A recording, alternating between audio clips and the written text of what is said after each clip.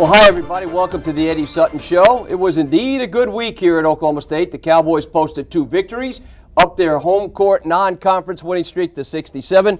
And Eddie, the Cowboys 5-2 on the year, had to do it about the same way each game this past week, pulling away late to post a victory. Well, we defeated Alcorn State earlier in the week, 84-72, but the game was much closer than that. And then, of course, the latest victory was over the College of Charleston, a very good basketball team, well coached. And we beat them 67-49, and it was much tighter than that. But we did it by really playing well down the stretch. You know, we tell our players there are 4 or 5 minute periods are so important in a basketball game. The first 5 minutes of the game when you really establish yourself, the last 5 minutes before halftime when everybody's a little fatigued, the first 5 minutes of the second half when you try to go out and reestablish yourself. But the most important 5 minutes of any basketball game is the last 5 minutes of the game. And during this week, we had a 19-9 run on Alcorn State and a 17-5 run on the College of Charleston during that period, and we were able to convert free throws, which was really a bugaboo for us last year. You know, we hit, I think, 14 out of 16 against Charleston, and I don't remember our percentage against Alcorn State, but it was quite good. The total in those 2 games this past week make any coach smile. 38 out of 49 free throws, and a lot of those were right down the stretch when you were trying to finish off the game. We have a lot to cover this show. We have a lot to tell you about, so we're going to hit the court running when we return from this opening timeout. Welcome back to the Eddie Sutton Show. And Eddie, some of that fire and intensity you've been looking for since day one really returned to the lineup, so to speak, this week, especially against Alcorn State in the first game. Well, Alcorn State is a well-coached ball club as well. Dave Whitley is one of 3 coaches that is still coaching and has an arena named after him. Now that's something. When you get your arena named after you, you've really stepped up in this world, Of course, I think most people are familiar with Dean Dome, Dean Smith, and the team we played, the College of Charleston, John Kress, the arena is named after him. So the 2 opponents we played this week, the arena where they play is named after them. Both outstanding coaches. But, you know, we have had a problem in breaking games open. Several times this year, we'll get a sizable lead, and then we let it melt away. And this is one of the things we've got to eliminate. We get someone down, we've got to put the killer punch on them and break through and just break the game open. There's a guy who had 2 fine games back-to-back, Keontae Roberts. 2 outstanding ball games. In this particular game, he led our ball club, I think, in scoring with 18 points. He had 10 rebounds, a double-double. He's a leading field goal percentage shooter in the Big 12. He's shooting, I think, over 70% from the field. We just got to get him more shots. Tells you the kind of shots he's getting, too. He's working hard, getting that low post shot, and those are high percentage layups. Here they're pressing, and we break Keontae long, and he converts the basket and gets fouled. Converts the free throw for a 3-point play. Good weak side board play there by Keontae again. You stress that so much, don't you? Assume the shot's going to miss and go get it. Well, you got to assume every shot's going to be missed, and if you're an offensive rebounder, go position yourself. And we tell them, go early, don't go late to the offensive board. There's a great steal by Chad Alexander. He had 4 steals in this ball game. Chad had 2 outstanding games this week. He made the steal, went down, and we were able to convert before they got the defense set up. Is it fair to say he's come of age? Well, he's in his 4th year of college. He's just a junior in eligibility because we redshirted him, but he probably is maximizing his ability as well as anybody we have on our ball club right now. He's become much smarter at the defensive end, which has always held him back from playing more because he doesn't have the quickest feet, but you learn to take shortcuts if you're smart, and he certainly is a smart basketball player. He exudes a lot of confidence. Even his conversation, you could tell he's confident in what he's doing right now. I think he gives the basketball team a comforting effect. He's a seasoned player, and everybody knew that he could score, he can shoot the ball well, but he's doing a lot of other little things that allow your team to play well. How about this guy here defensively, Marlon Dorsey? A couple of big plays. Well, Marlon had a very good game. He didn't score that many points. He had 7 points, but he had 5 rebounds. He had 4 assists, no turnovers. But they had a little guard by the name of Stiff who was lightning quick, and we kept telling the different people on him to create a pad, a cushion, keep the guy in front of you, and I thought Marlon, the second half, just did an outstanding job of doing this. He forced Stiff into a couple of turnovers. So Marlon and Chad and Keontae, if you're going to give game balls, I think those are the three players I would have given basketballs to for this particular game. There's Brett Robish. This is the first game that he's played and I think he's really going to be a great asset. I try to come out as a leader. As a senior, this is my last year. I just try to do anything it takes to boost this team to get a win. That's all I'm looking for, is to get a win. Coming off the bench, you can see in it everything that's going on. I try to come off the bench to give a spark on the defensive end and just try to contain my man and help these guys and get them pumped up. I think my defensive play at the end sparked our defensive team. Well, Marlon has really come of age. He too is really giving us a big lift. I think that's one of the things that our ball club, if we have some assets, is we do have a little bit of depth, and I think our seniors are doing an outstanding job in leading us.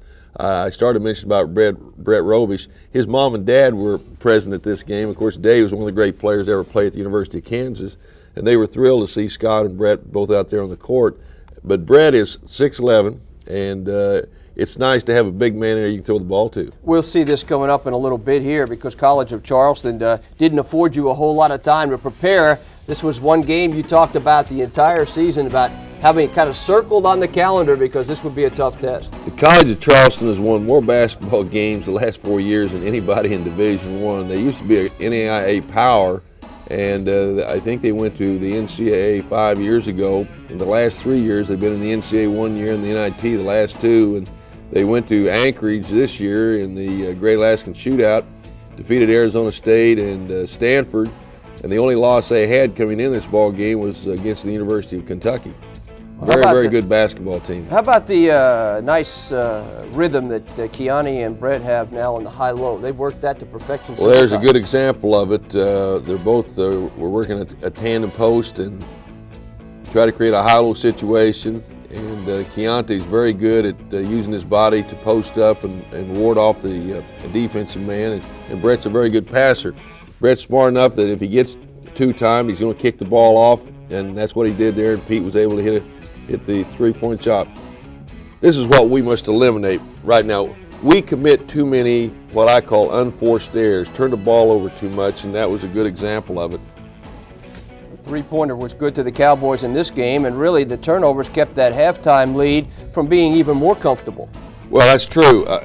We told them there are two areas this game, if you're going to beat this ball club, because they were ranked 29th in the country coming in, you have to make your defensive play the best you've had all season. I thought our intensity, our enthusiasm was the best we had seen, and our defense really shut off Delaney, their fine center.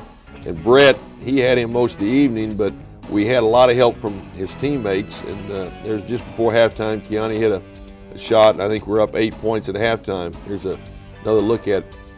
He's so strong. When he has an alley to the basket, he's very hard to stop. 6-point lead. Halftime lead here. What'd you tell the kids? Again, I told them we had to cut down on our turnovers, and which we did. We cut them in half in the second stanza. Told them we had to continue to. There's a great shot by Chad Alexander. Again, an example. Brett Robish is a very good passer, and he saw Chad cutting the basket, hit him, and Chad made a very good play. There's Keontae driving the hoop again. I told him also that we had to beat them on the boards, which we did. I think we won the battle of the boards by 12, 36 to 24.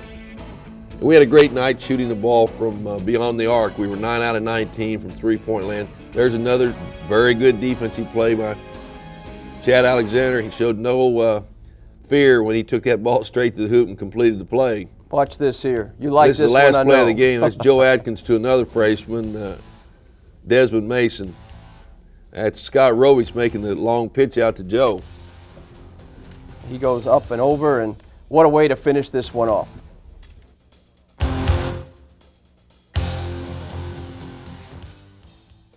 I've learned a lot here the last 3 years, and you play, and practice against some great players every day for 3 years, and you're bound to pick up something, and I've just let it build on top of each other, and it's really paying off now. This was a real test tonight, especially with our non-conference streak in here, and we knew that they were really going to test us, and I think we met the challenge really well, and our defense really picked up tonight, and it was just a great all-around performance by our team, I think. I saw Chad's wife after the game. He's the only married player we have, and I said, whatever you're feeding him, keep feeding him the same thing.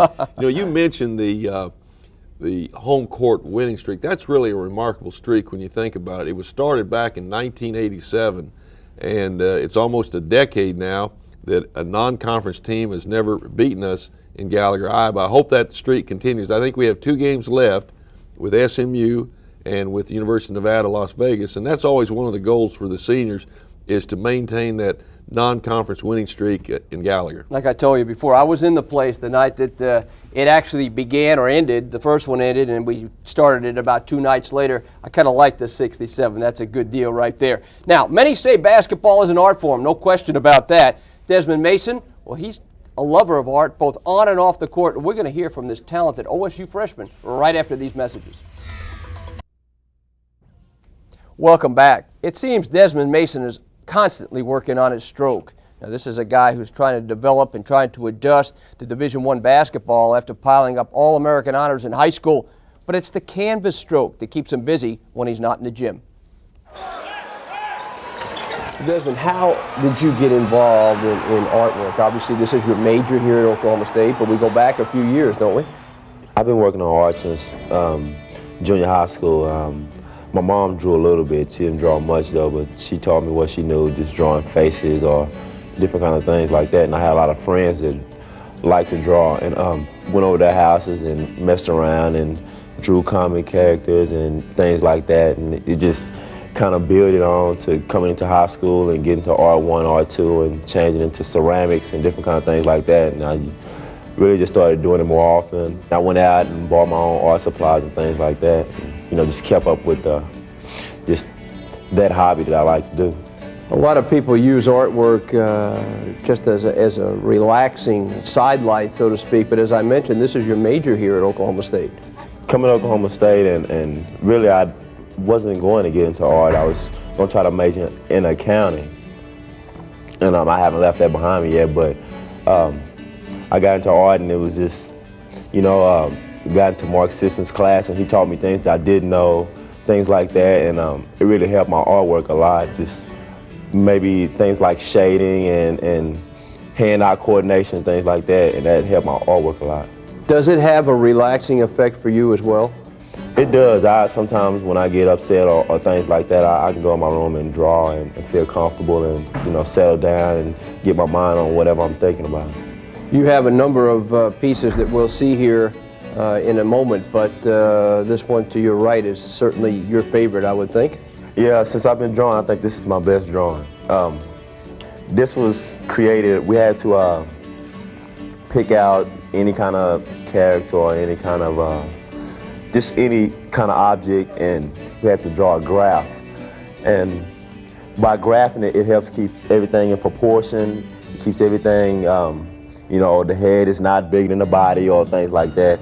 And helps you shade more and helps you get just the right detail. And I think Mark helped me a lot out on things like the face, because I wasn't, back in high school, I really didn't draw a lot of portraits or things like that. And he helped me out on that, but everything else I just kind of fell into and got down with the flow. And he taught me about cloth and clothing and the wrinkles in clothing and how to shade, that kind of stuff. And I think this turned out to be one of my best drawings ever.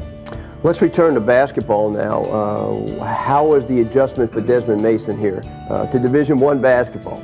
It was a big adjustment, but it's coming along though. I'm working hard and learning from Coach Sutton every day and learning from the older guys every day, and that's gonna come with time.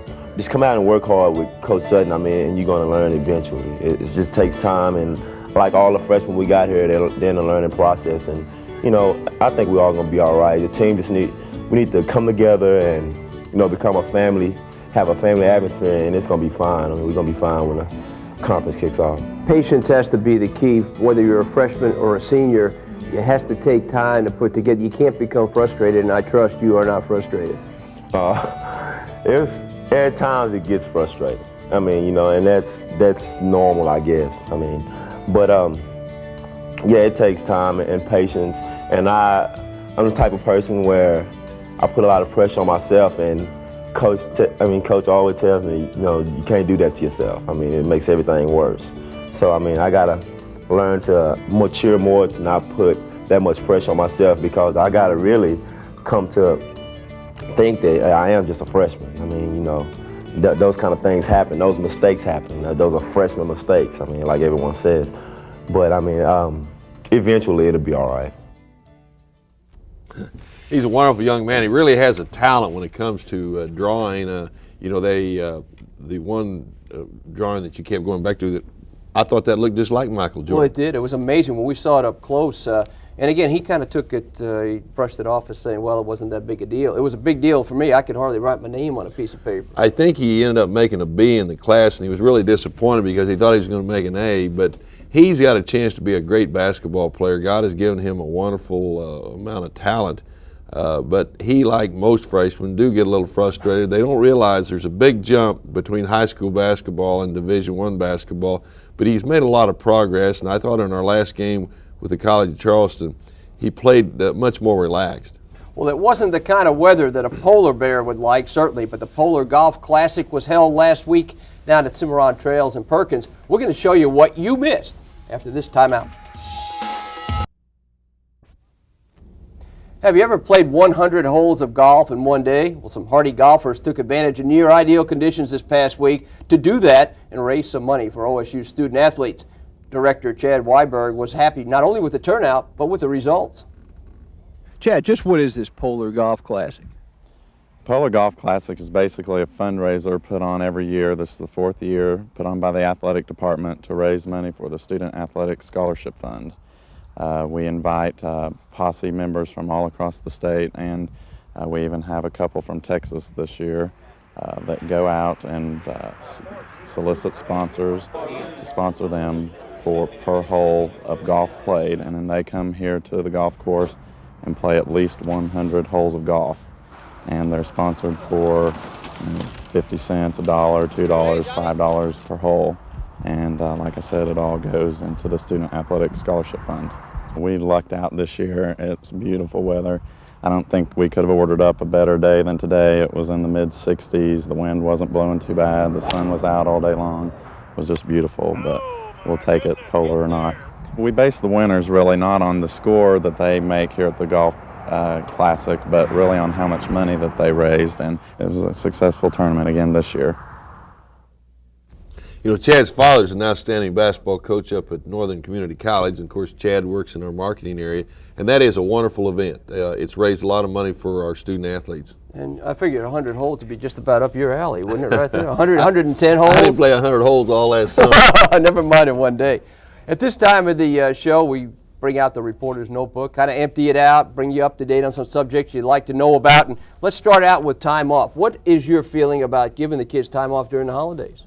When I was a player here and with Mr. Iba, we never got any holidays. We hated to see Thanksgiving, Christmas come, but I've kind of changed my thinking on that. Unless we're in a tournament or playing somewhere in Hawaii or somewhere like that, I think it's really important to try to let your players go home for 2 or 3 days to be with their families. It's the best time of the year, and if they're there with their families, I think they come back with their batteries recharged. And you may lose a little bit by letting them off, but I think because basketball is such a long season, it's really what's best. Still looking for a point guard. We're searching, we're trying Keontae, Joe, Chad, Marlon. We're doing it by committee right now. And again, schedules, so tough to make. A lot of hours spent on schedules. I know you can't go down. We don't have the time to go down next year's, but needless to say, Randall, Sean, still working on that schedule. Well, that's almost as difficult as recruiting. That's an endless process. Well, trying to convince some teams to come in and play in Gallagher, Iowa has been very tough, but Randall and Sean have done a great job with that. Well, since we're taking a 2-week holiday break, this is a good time to wish you and yours a very Merry Christmas, Happy New Year, and although we'll see each other throughout the break, we'll see you back on the set in a couple of weeks. Well, I hope everybody does have a happy holiday season. It is the best time of the year. And we'll see all of you in 2 weeks, and again, for Eddie Sutton, this is Tom Dirato. Have a happy holiday, everyone.